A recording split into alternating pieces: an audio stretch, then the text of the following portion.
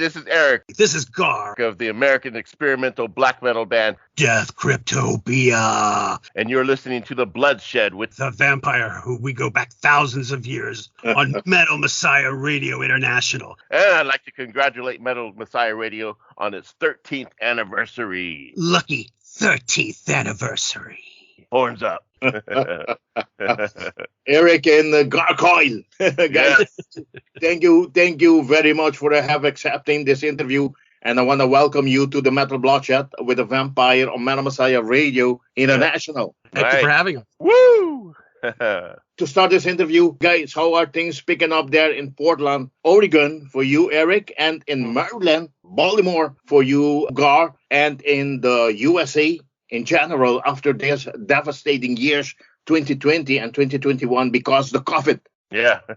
Well, because of COVID, yeah, things are actually a little bit better here. Still got a few restrictions with the mask, and the riots and the protesting have stopped. So I haven't really heard a whole lot about that. And we were getting crazy with the riots and stuff for a while. Weather, rainy. Portland, Oregon, so it rains 95% of the year, which I love because it always looks like London. But so far, it's like LA. I lived in LA for so many years, and this is like a cleaner version of Los Angeles. So I'm thinking it. Well, you know, we here at DEATHCRYPTOPIA like to take the whole country over. So while he has the West Coast, I take the East Coast. Yeah, we got our cities go up West. and not out. I've been out on the West Coast, and the cities go spreading out. In the East Coast, they go straight up. But up here in Baltimore, everything is excellent. Everything is great. And if you believe that, I'll tell you another one. No, it's all good. No, our COVID situation's not the best, but it's not the worst either here. So the only thing it seems to really be affecting is a lot of bands not being able to play here. The biggest name we've got coming now, I think, is next month, if it holds up. I think Cradle of Filth is going to be here in October. Right. Yes, the Gargoyle's going to try and be there. Yeah, the COVID situation, though, yeah, it could be worse. It could be better. So that's the best way I think of putting it. I lived on the East Coast for 2 months. I couldn't survive it. It's a different way of life. That's for sure. Yeah. I lasted 2 months. Let's put it that way. I meant to stay there forever, but I lasted only 2 months. Okay, guys, Eric, you are a very professional multi-instrumentalist, and so I believe Garr yourself. But let's go back in time. Your influences have had to become a metal musician. Well, Jakey Lee got me started when I saw Ozzy Osbourne for the first time in 1984. You know, I'm in high school. I was a nerd. I was just kind of starting to get into metal, and that kind of did it for me. And then I met some guys in school, and we formed a band and moved to Hollywood in 1990 and just went from there and, you know, got signed a couple times and dropped a couple of times and you know, created quite a following with the experimental underground black metal gothic band Will-O-Wisp, you know, and then addiction took over, and then that's when my life just kind of went crazy. But my influences is Jakey Lee. My all-time favorite guitar player is Ritchie Blackmore, Rainbow, Deep Purple. Singing wise, vocal wise, it has to be the London Suede singer Brad Anderson. I always confuse him with the guitar player. So many different influences. It's hard to really. Iron Maiden is my number one favorite band, of course. You see my posts all the time, but I'm a fanatic. No way, really? Talking about Iron Maiden, how do you see? What's your opinion about their latest album? The newest album, I love it. I know there's a lot of people say, "Oh, it's a snoozer, it's too long." It's like, yeah, but you got to just appreciate that Iron Maiden is still putting out great music. They've evolved, they've matured, good storylines, and I've been listening to the new record every single day since it came out. I got it on 2 versions of it on vinyl. I got CD, the deluxe box book. I got 2 T-shirts. I spent about $400 on the new album.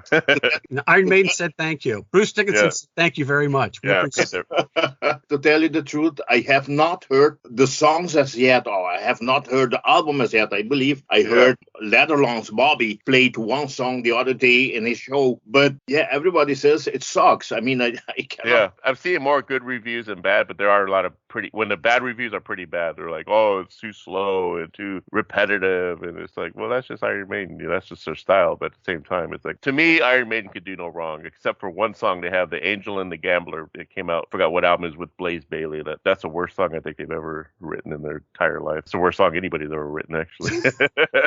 You was talking about Rainbow. Rainbow, Air-Ik. Have you get to see them on the road? No, I never have. So Rainbow, I got into them with Ronnie James Dio when he was a singer, and then later on Jolene Turner and Graham Bonham, who's another favorite vocalist of mine. But yeah, just those first 3 Rainbow albums for me were just big on really shaping who I am as a songwriter and as a musician as well. The first album, and Stargazer. If you haven't heard Dio singing Stargazer by Rainbow, I mean, that's just like, man, it gives me chills to this day when I hear that song.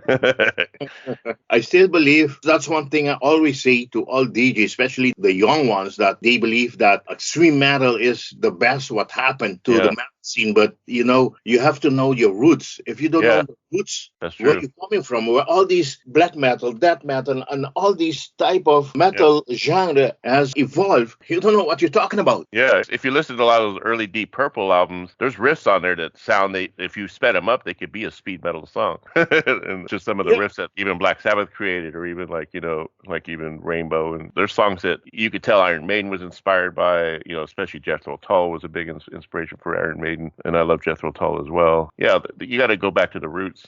But one thing I do have to say about Sweden, and I think there's something in the water when it comes to just rock and metal bands, those guys know melody, man. There's something in that water that they could just crank out really nice melodies. Because I'm a big melody fan. Like, to me, that has to come first in the song. I have to have a melody. Then the riffs kind of happen, and then you work the lyrics in and all that stuff. But I love melodies, and I think Swedish people, for some reason, even going back to ABBA, if they're from Switzerland or Sweden, or just that whole area over there, it's just like there's something there that they just know how to create good melody. To go back, I must say that I have a big respect to Ronnie James Dio. Yeah. One of the most talented metal vocalists of all time. Yes, indeed. Yes. I just got his new book that came out, Rainbow in the Dark. I'm reading that now. I'm on chapter 4. Wendy Dio put it together. It's like really good.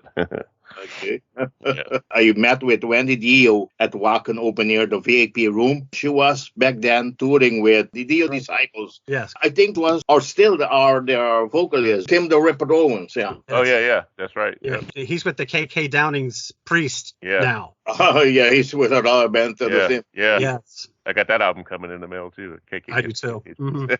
Okay, to not forget, we go back to Garr. Garr, please explain us your influences to become a metal musician. Well, I'll tell you what, my journey's been a strange one. I'll say that. I grew up in the punk movement. I was into the Ramones and the Sex Pistols and Iggy Pop and stuff like that. And I always thought that was great. And it was always the harder, the better. And then somewhere along the line, it changed. And I got into a guy named Gary Newman, who had one hit in America called Cars back in '79. And that's where I started getting interested in doing the synthesizers. I have 2 synthesizers at home that I use to make music with my DAW now. And so that's what started, but I never ever gave up on the metal. So I had one part of me doing the synth part, and then another part of me that I really got into bass guitars. I was never talented enough to do a lead guitar. I admit it, I know my limits, but a bass guitar I can do really well on. So I always the heavier the better. So as I evolved, shall we say, as time went on, I merged into early Black Sabbath and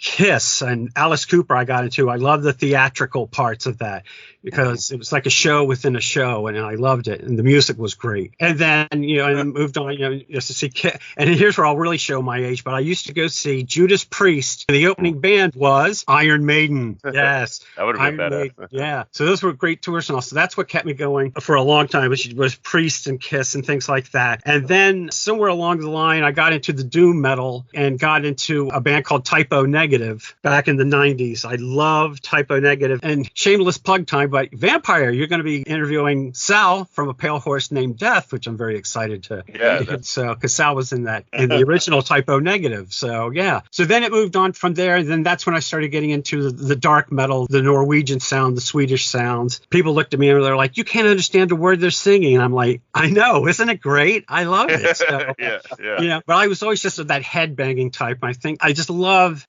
making that music and hearing that music that makes you move. I don't like boring music. Every once in a while I can slip back and listen to some like nice classical music and all, but I really love songs where like you pump your fist in the air and you shake your head up and down. And that's why I think we have that type of sound in DEATHCRYPTOPIA, because Eric and I think I can speak for Eric here, we both like that music where you have feeling and movement to it. It's not just, it's them. Good energy, catchy hooks and energy. Yep. Mm-hmm. And that's what we like, So the more energy, the better. My motto too is the darker, the better. So the the better. Okay, Yes. guys, I believe that the United States of America needs to be very proud of its black metal scene. Yeah. Talking about this scene because that Cryptopia, I mean, not to go far from you, Eric, especially coming out of Portland, Yeah. Uada, Yeah, you Yeah. want it. and more bands doing black metal everywhere around in the States are Clock, Storm Ruler, Wolves in the Throne Room, Lamp of Murmur, Funeral Presents, Zaxur, Absu, Abigail Williams, Asheron, Goathor, Evangelist, Falls of Horrors, Toxic Holocaust, Leviathan, Black Anvil, just to mention some. Yeah. How guys see the black metal scene has evolved throughout the years? I mean, I think so. I mean, Uada is to me my favorite because it's funny when I first heard Uada, I didn't think they were from Portland. I've been living here since 2011. I didn't know they were from Portland. I figured they were like Sweden or somewhere like that, because they have that look and that sound. When I found out they were from Portland, I was like, okay, because you don't see the scene around here. Like when I go out downtown, you don't see black metal people walking around. You don't see metalheads walking around. The only time you see them come out is when you go to a concert. Like when I went to Megadeth a couple weeks ago, there's everyone. I'm thinking, damn, is that guy in the band? That guy in the band? Is that guy in the band? Is that guy? Like you see all the metalheads come out, But and I really, honestly, I don't really know a whole lot of the bands around here, local bands. I mean, I should get out there more and learn all that, but I just kind of stick to myself. I'm kind of a homebody and focus on my own music, and I appreciate and love to hear other bands doing their thing and just keeping it alive. You know what I'm saying? To me, that's more important than me recognizing who they are or wherever they are, or if I go see them play live. I would love to go see every band play live if I could, but I just can't. But from the time that you start doing, or at least liking black metal, how do you see the music has evolved? When I first got into Bathory in 1985, I had a friend that introduced me to, he had this record collection, and we went to his house after school. That time I'm in the Twisted Sister, Motley Crue, Ozzy, Quiet Riot, and then I go to his house. He's got all these European bands like Mayhem, their demos. He's got Destruction and Bathory, and I just like, whoa, what is this? Celtic Frost, and so that really is got hooked. And that was before it was called black metal. And then all of a sudden, then you got Mayhem come out. I opened up for Mayhem, and when I was in Will-O-Wisp, we opened up for Mayhem a couple of times at the Whiskey A Go-Go. That was really fun. We got to meet Maniac, was a singer at that time, and the drummer. Hung out with him for a little bit after the show. Really nice guy, I was thinking, am I going to get stabbed or something? Because of their reputation, but no, they were actually really nice guys. But I guess they got rid of the stabbing guy. So we also, that's the kind of feelings that when you start to go into that movement, you always have that fear, if these guys are really evilish. Yeah, like if I don't have my upside down cross on, are they going to stab me? No, I really love Satan, man. I love him. Don't kill me. I'm evil as fuck. Hail. Yeah. And then we played with Dark Funeral. Dark Funeral is another great band. I opened up for them. That was like the last show I played with Will-O-Wisp. We opened up for Dark Funeral. Almost got into a fight with their road crew because something happened at the drummer. He used to smash a garbage can on stage and come out and play drums on a garbage can. Then the whole crowd would get in there and start smashing it up like a tin garbage can. And some little kid, because it's all ages, she split her hand open on it. And I guess her mom was calling the place and was going to shut the show down. Dark Funeral hadn't gone on stage yet, and they were all pissed off that we were going to get the show canceled. And so we got in a little bit of a fight with the guys in the parking lot. And they had a midget in one of the road crew. This little midget's chasing us down the street, man. Like he was like one of the roadies or something like that. But yeah, he was a pissed off little guy, but we made it home safely. To me, that's rock and roll. There you go. That's rock and roll. Yeah, rock and roll. Horns up. And the show went on. The Dark Funeral didn't get shut down. It was all for nothing. You happened to interview Dark Funeral. That was back in 2016 when they hired a new vocalist. That's Helge Maller. Oh, okay, yeah. I haven't followed them in a while. It's been a while since I've listened to their music. I need to get into some of their newer stuff. But I think the last stuff I did here was probably around 2016. That was some pretty good. That was before I got back into doing vinyl and CDs. I was streaming music for a while. I got sucked into that world of streaming music, Now I got like vinyl and CDs, and that's why I love my music on that. But when I interview Helge Maller, that was for their album, this last album, Where Shadows Forever Reign. Oh, okay. But they are now working on a new album. Are they? Okay, cool. Yeah, that'd be nice. Definitely check that out. Okay, Garr, tell us, how has the black metal scene evolved in your area? Well, it was a slow burn, I'll be honest to say. And finally, it's kicking in here on the East Coast. And I think this is a really good time to be a black metal band or into black metal, because I think people are sick and tired of all the bubblegum pop that's out left and right. That's all you hear on the radio now nowadays. So I was in a band way back when, and we lasted for a little while, and egos got in the way, and that busted that up real quick. But I was always the guy that people would come to hear what's the new thing, what's the good new bands out there, and because they knew I was into the bands, like I said, that were theatrical, like Kiss and Alice Cooper and Garr. I used to see Garr every time they came to Baltimore. They were there, so I saw them 14 times. They knew what my style of music was, and it took a long time to get my friends into like the Norwegian and Swedish, metals and things like that and all. But once I got them into it, now we've got a few bands that are popping up in the area that are taking that sound and going to really heavy stuff. I'm really happy about that and all. But the West Coast is definitely far more black metal than the East Coast. It's taken a while for the East Coast to catch on to it and all. But I see it catching on more and more, and seeing the bands that are coming here and playing that they used to never play around here anymore at all. Like Cradle of Filth, they never played here. And then all of a sudden, a few years back, that was, they started showing up. And I was the only one that went to see Dimmu Borgir when they played here in Baltimore. And it was like, of anybody that knew me, I was all by myself on that one as well.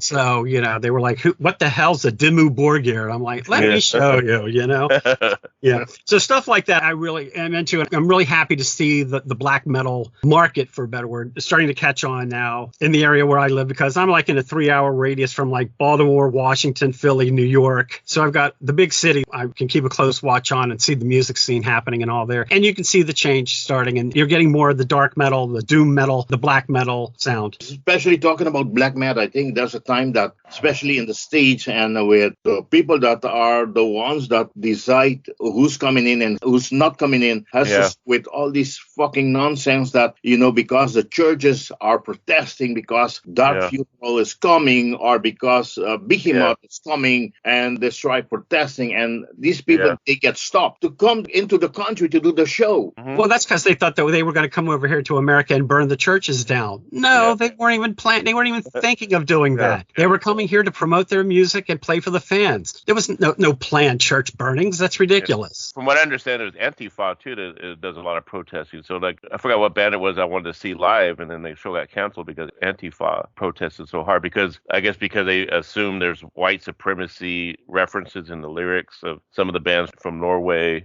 God, what band was that? I can't remember what band it was that was going to come, and I was going to go see them, and then they got canceled because of the Antifa, where there was violence or threats, bomb threats, and all kinds of stuff. Because it's funny, because like, you're afraid of these guys if they do have white supremacy lyrics, but yet you're going to bomb them. Right. It's like, wait a minute, what's wrong with this picture? I mean, I think one of them was Belfagor. That was Okay. They didn't let come in to do the show. Even Vomitory, that metal band, was banked out the U.S. Can you believe this? That's crazy. Yeah. It's the land of the free, I think. I don't know. Do we have free speech anymore? I don't know. We're in such a woke nation now. Everyone's talking about wokeness, and every little word's going to offend some kid or whatever, or some person, and it's getting ridiculous. I don't mean to protest against the law in the States. That's not my intention. But what I want to say is that they should change all of this thinking and leave this band play, especially for the Americans, for the U.S. I mean, all these bands, I see them all. Because I go to Europe every single year for shows, and all these bands that you don't get to see in the States, I see them all. Why not have them coming to the States? Come on. Right. That's what I don't get. I mean, Ostagram was able to make it, and I think Miracle made it. Some of them do get in, but I don't even know if it's a law that they can't come in. I think it's just, there's just certain protests that go on that make it hard for them to, I guess, to get the okay I don't know. Yeah, I have to look into that and see exactly what is it really that's holding them back from being able to bring these bands in. It can't be just about the lyrics, because we do have freedom of speech at some level. Yeah, at some level. Yeah, it's very, very frustrating for a metal fan like myself to see the posters that go up that show the festivals they have in Europe, and you get to see the lineup of the bands, and it's like, I'd like to see this one and you see all these bands that will never come over, and it's like, like Behemoth, I would love to see them. They're not coming over here. There's a band, Karak Angren, that I love, and they're going to be touring with Septic Flesh. Oh my goodness, I'd love to go see that, but no, not in America. Yeah. We can see it on YouTube. That's about it. That's about it. Yeah, not quite the same, but better than nothing, I guess. Have you seen the interview I did with Karak Angren? Yes, I did. I sure did. I missed that one. I'm going to have to go back and watch it. It's very cool. And I met them. I met them a couple of times in himself, and I saw them many times at different festivals. festivals. Yeah, amazing band. Yeah. I love storytellers. I mean, just amazing. Horror. That's kind of what inspired me to get Deathcryptopia going, was to create something that's story driven, along the lines of Krockengren, and make it a project where it's not just a band. This is a production.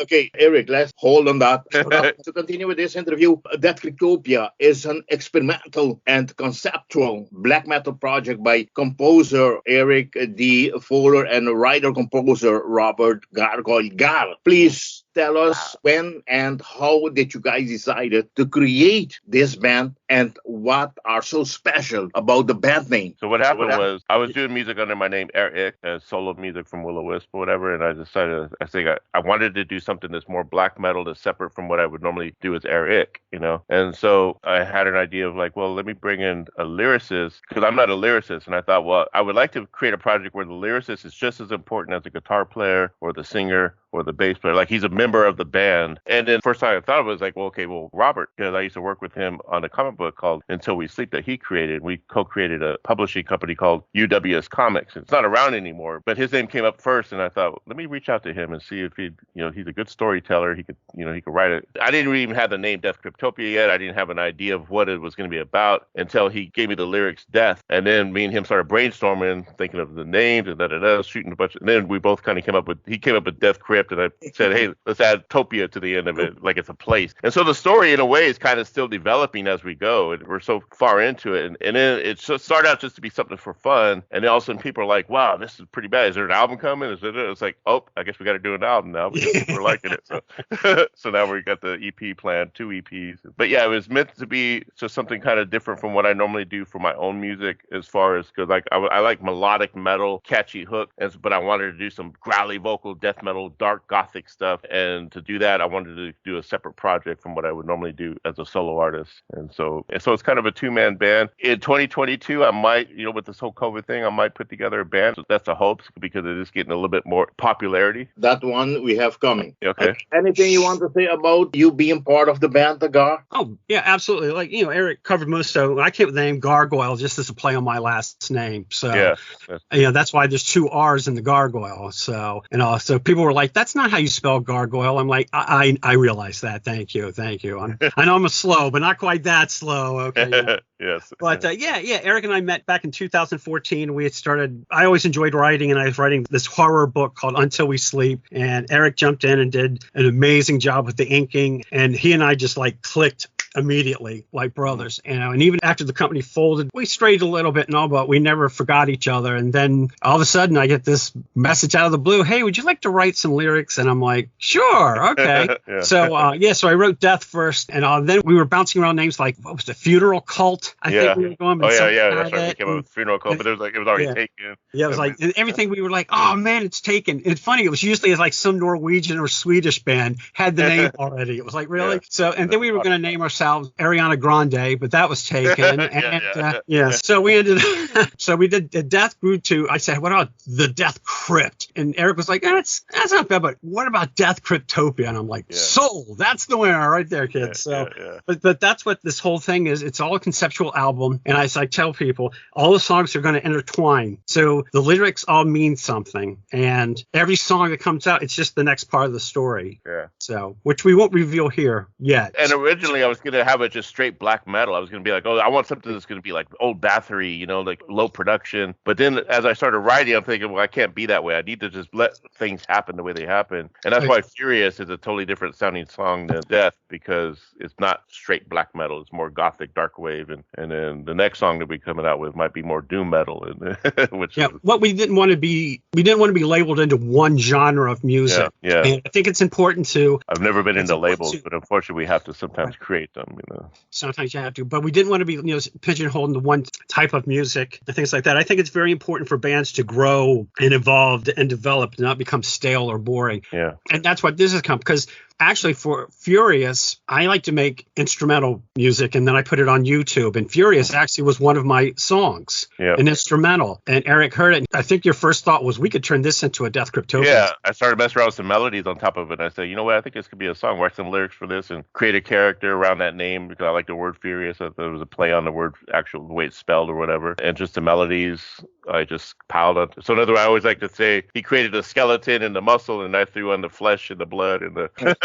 Okay, don't reveal too much, guys. Sorry. Whoops. Okay. DEATHCRYPTOPIA first taste delivered to the whole world metal community was their single called Death, which was released on May 14, 2021. Please explain us more about this animated lyric video and this you guys work with editing and the promotion guy Hazam Gwyn. Yeah, I think Death was supposed to basically be like the building blocks of DEATHCRYPTOPIA and the skeleton for what everything was going to bounce off of. It's the beginning of the story, and if you look at the lyrics, that's why we like the lyric video, so you can follow along and you can see what's going on in the song. The lyrics aren't just haphazard. There's a rhythm and a method to them all. And when we did Death, if you look, it brings about that something bad is coming, but we don't know what it is yet. But it's going to be so bad that even the personification of Death is afraid of it, of what's coming as well. And with the lyric video, I still can't pronounce his name. Hamza Gwyn. He's a great, talented guy out of Morocco. I found him on Fiverr. I don't know if you're familiar with the Fiverr website where you kind of pay people to do certain things for you. I was looking for someone who could do a video for a decent price, and he was actually really good with the lyric video. He did my other video for Air-Ik, my Warmonger song. He did the lyric video for that. And then so now he's just our guy to go to for lyric videos, and he did such a great job with Furious. Yeah, the song, I had all the riffs, and then Garr had the lyrics, and I was able to just put everything together. That's a whole other story. Okay, guys, the band's second single was released worldwide on September 10th as the official lyric video for the track Furious on all platforms like Spotify, Apple Music, iTunes, Amazon Music, Deezer, YouTube Music, Tidal, as well as various artists. But I want to thank you guys for having given me the honor to airplay the very first time on the Bloodshed Messiah Radio International. Please tell us more about this second single. So far, how are the reaction from fans and critics toward the two singles already released? I think this one's caught on a little bit faster than Death. Yep. I think because it's so different, because there's so many different genres of music in that song. Mm-hmm. And I think that's what people are really digging about it. Unless Eric has, I haven't heard one bad review yet. I think I've got just nothing but good responses. And when you compare it to Death, it's a different kind of song because it's a little bit more catchier. It's definitely way more catchy. It's simpler. It's got the hooks. So Death wasn't meant to actually be a single that you would hear on the radio or nothing, but Death was a way to introduce the band. Plus, it was the first song that we had done, that we had created or whatever, and we had to put something out. And it's a great album opener, but Furious is what you call single material, like when you want to hit all different types of people and have them all kind of have it resonate with the audience a little bit more. Mm-hmm. Because it's, like I said, it's got that beat, the catchy keyboards and the guitars and the vocals and the lyrics. And so, so it definitely caught on way better than Death. And I think it's hitting us out there a little bit more. Yeah, it turned things a lot more serious. I think after Death, I think this song is where people are starting to say, oh, these guys aren't going to be one song wonders or anything like that, that these guys are serious. Now, we are walking on a razor's edge with what we do, because now everyone's going to expect the next song to sound kind of like Furious, but it's not. It's going to be subtle doom metal, like freaking Black Sabbath, Celtic Frost on Into the Pandemonium style. And then the song after that's going to be kind of a haunted ghost, like the band Ghost style ballad. I'm still kind of working on the music with that, but it's all going to tie together musically fine, where when you hear it as a whole, you'll be like, okay, that's one band. But yeah, sometimes you're walking that edge when you have a certain style with one song and then a different style on the other song. People are expecting you to have that same style all the way through, and it's like, that's just not how I play. I wish I could be consistent like that, but I'm just not. I think with this video too, with us doing a lyric video as well, I think the fans enjoy reading along with it and learning about it, and they see that there's bits of Furious that connect to the story of Death. Furious is this demon that can take on human form, and he's powering himself up, for a better use of a term, by collecting souls. And he's a real ladies man. He is. Yes, he is. So that's the direction. You guys are creating a story and music for a two-part double EP concept album called The Demon Quadrilogy. Part 1 and Part 2. Both EPs are planned to be released in sessions, as you just said, and with each containing 4 songs. If you don't mind, guys, please briefly explain to the audience more about the concept of these 2 EPs. They're both going to be 4 songs each. And the first one will come out this year. The second one will come out next year. But what we do is the first half with the 4 songs, you've heard 2 of them already, and there's 2 to go. And they laid the groundwork for the story. And by the end of the 4th song, you'll know what's coming up in this battle that's coming up in the second Demon Quadrilogy. And it's going to be massive. But so basically what we're doing here is laying all the groundwork down for the main story. So say we have a release date for the first part. I'm shooting for the end of December. I know it's already September. So got the other 2 songs. Demon is pretty much already done. I just got to finish writing. But then it's all about recording and then promoting. So I'm shooting for December, but it could be possibly early January of 2022 that first EP comes out. But then that second one won't be too long after. It would be like maybe 2 or 3 months after. So we were thinking about doing one full album, but then we thought, well, we kind of like to put stuff out and as CDs on a CD, and the music will always be on digital. But at the same time, it's kind of different to do a double EP, because most bands just do one EP or they'll do a full album. We're doing a concept EP instead of a concept album, which is kind of different. It all works out at the end, I think, somehow, I think the beauty of it, we're just going to keep creating and see where it takes us and try to plan as much as we can. But I also like the element of surprise. I like to think like, hey, what's around the corner? I don't know. What's it going to be like, but let's just keep going. Let's just keep moving forward and up, It's that element of surprise that really keeps us going. We don't want to be boring and predictable. That's the worst thing I think you can do being in music. So even we don't know how it's going to end up. And I like that. That's the way it should be. So Okay, guys, I'd like to ask you, how do you guys sharing the writing parts and how about the recording, mixing, and mastering? So I pretty much am handling most of the music. So I didn't know like Robert had any musical. I know he was a writer, but I didn't know he actually played instruments at all at the time until he started doing his instrumental stuff. And then he came out with Furious, and I was like, wow, that's pretty cool. Let's turn that into a song. So for the most part, I'm pretty much handling most of the music, and then whatever Robert puts in, I'm open to whatever he brings to me. He's brought me some pretty cool little riffs that I could build off of, and I like to split the writing. Even if I wrote 90% of the song, I like to split everything even, because without his lyric, the song wouldn't be the song. I always was like that with my band. It's like no matter who put in what, we're all going to split it 50-50, because without that drum part, it wouldn't be a song. If without your lyrics, it wouldn't be a song. Without my vocal, So I always like to be fair and keep everything 50-50 no matter what. And then my brother, he was the one producing the songs as far as his studio. He had some really good input. He actually played bass on Furious, and he did a really good job on that bass line, which I think really helped bring that energy in that song, especially in the middle breakdown. But yeah, writing and sharing, it's open. Like I said, I'm just always going to be writing riffs and melodies, and then whatever Garr comes up with, we're going to entertain that as well. And his main thing is the story, though. He's the writer of the story. I may shoot some ideas in his ear, like, hey, why don't we go this way or that way? But he's the driver in that area, when it comes to the story, and I'm the driver when it comes to the music, and then vice versa, however it works out. yeah, that's how I like to explain it to people. Is Eric does the music riffs and I do the lyric riffs.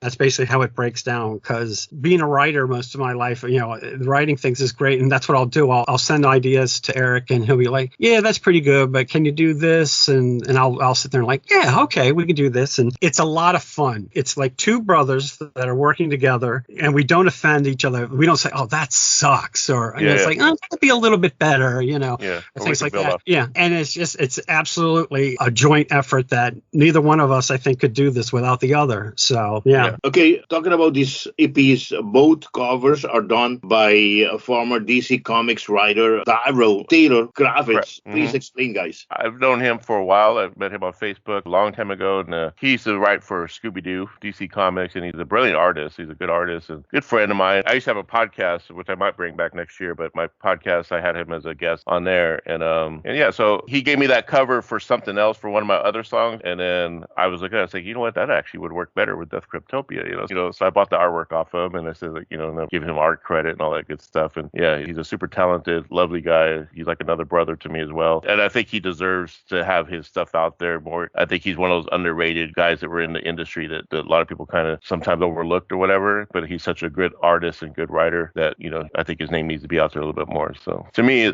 I just love my circle of friends who are all creatives, and I want to be able to like be part of bringing us all together in whatever capacity it is and just promote each other. And I've always been that way, even for as long as I can remember. It's just always been like supportive of other artists and creators, and no egos or no like, worried about if someone's better than you. No one's better than anybody. Everyone's just got their own style, Yeah. We learned that being in the comic book industry, that it was a much tougher industry than people think. Yeah. But, it's a lot of cutthroat in there. And Eric and I didn't want to be like that. We wanted to be supportive. Any criticism was just to help them build and things like that. So when we were doing our comic book, and we have and still have tons of friends that are still in that industry, we would say, that's really great. Or what if you tried this? And sometimes they'd like it and sometimes they won't. And now being in a band, I see now that most of my friends that I talk to now are in bands. And that's what I do with them, because I don't want them thinking that they can't make it or anything like that. That's horrible to think that way. And also, I support them as much as I possibly can. Yeah. And I think that's what you should do. There's enough negativity in the world. You don't need to add to it. So, Okay, talking about the double EP concept album called Demon Quadrilogy. Yeah. Quadrilogy. Say that 3 times fast. Yeah, Quadrilogy Part 1 and Part 2, which the Part 1, as you just said, will be released this year or the beginning of January 2022, and the second part will be somewhere in 2022. Yeah, are you guys now in search of a record label? We thought about that. We were thinking, well, what? Even my brother asked me that the other day. He's like, what happens if you get signed? What are you going to do? And I go, well, I don't know how labels work now compared to where they were back in the day. And I was hanging out with my friend Phil Lewis a couple weeks ago, and he was telling me they're on Frontier Records, and he said it's kind of the label's good, but he said the way it works now is like, they might give you like a $50,000 advance, but you have to still kind of come up with your own merchandise. And I don't know. That was just that label, but I'm just wondering, how does it work with Napalm Records? Or I would love Season the Mist. I would love to entertain getting on a label like that. But I don't know how that works. I need to look into that. But I would start submitting music once we get 4 songs. I think we're creating enough buzz where maybe someone from one of those labels might say, hey, let's do something with them. But then what'll happen is if they want us to go on tour or play live, I don't have a band yet. I'd have to put together a band really fast, and which I probably shouldn't have a problem doing that. There's a lot of musicians here in Portland. But yeah, and then can I quit my day job? Is it enough money to where I can quit my career as an alcohol and drug counselor? That's another question. So right now it's about just enjoying what we're doing and sharing it with people, and hopefully people digging what we're doing and see where it takes us. I always had this philosophy for like, I used to chase the fame. Now I'm just thinking, let me just do the music and see where the music takes me, instead of me trying to take the music to where other places are.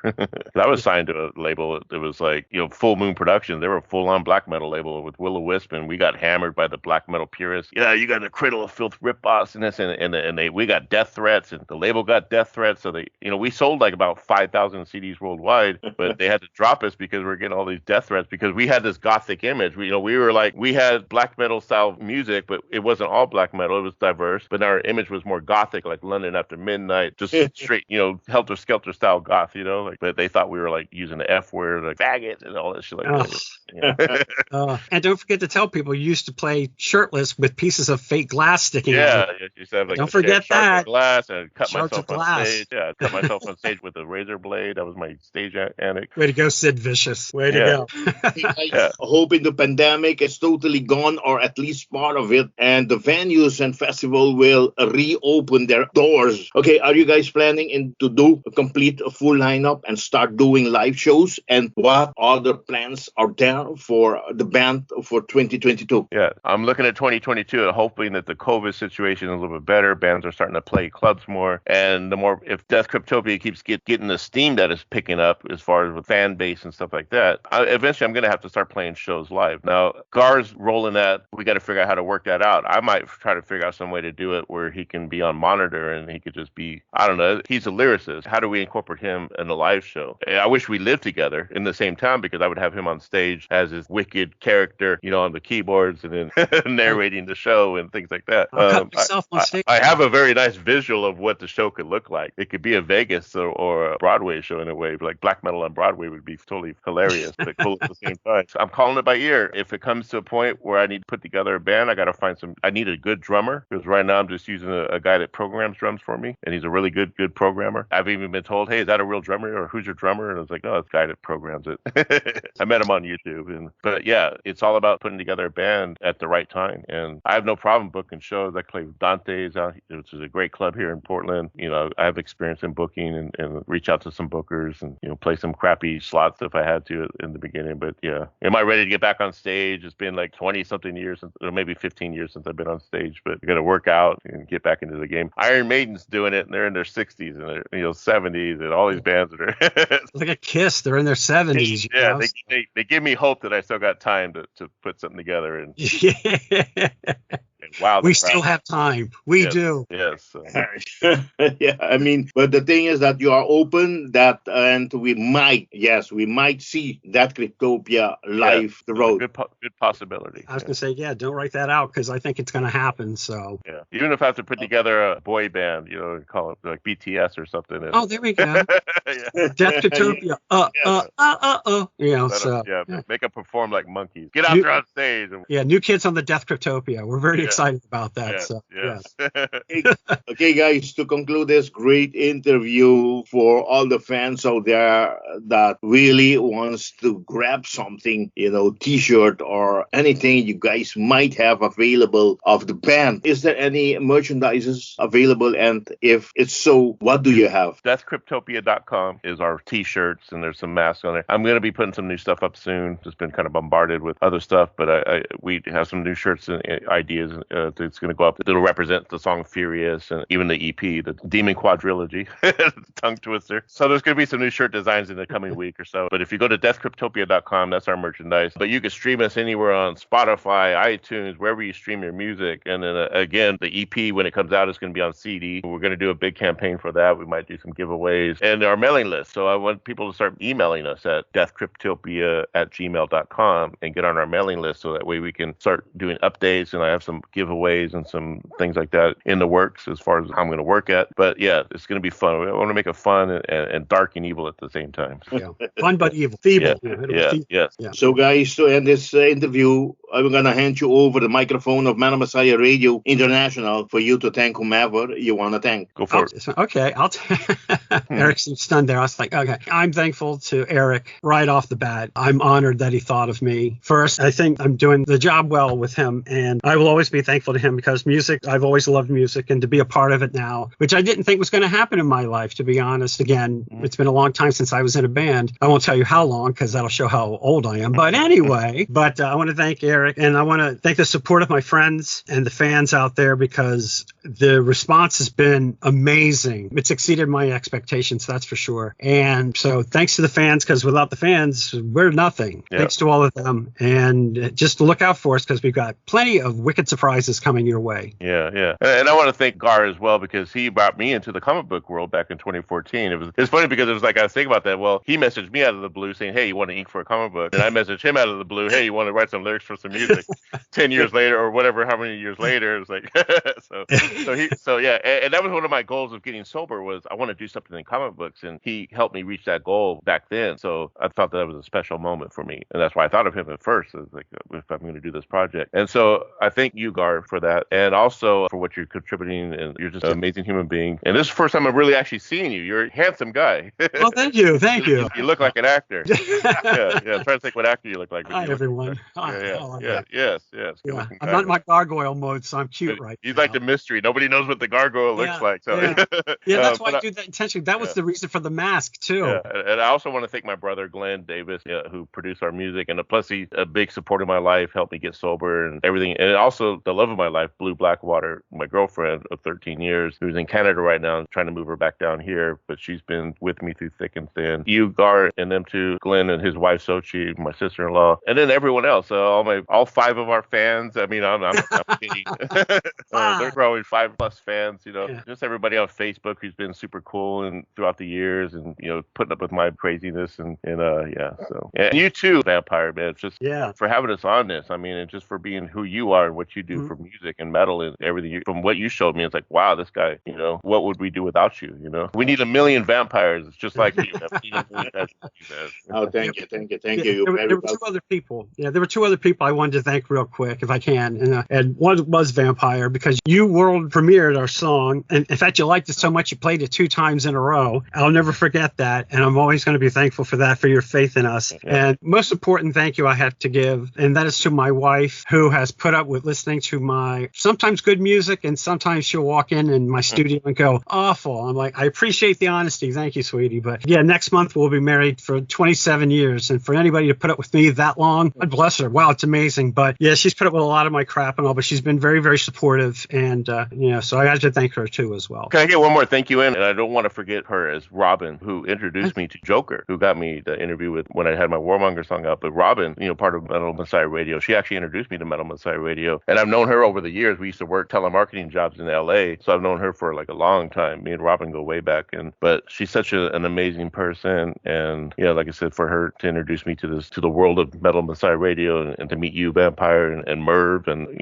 had her music played on her show and stuff like that, and just amazing. So thank you, Robin. Thank you, Joker, Merv, and all you guys, and a bunch of other DJs. Oh yeah, thank you, Metal Messiah Radio, because you were the ones that had faith in DEATHCRYPTOPIA, and you still keep us going, and we will never ever forget that. Yeah, so and to be in good company with all those other bands that you interview, like like the bands that we like, and like Karak Angram and Osagram and stuff like that. And well, those bands are worried about us, because with the 5 fans we have, we're now doing the 2021 bathroom tour, which is very exciting. So yes.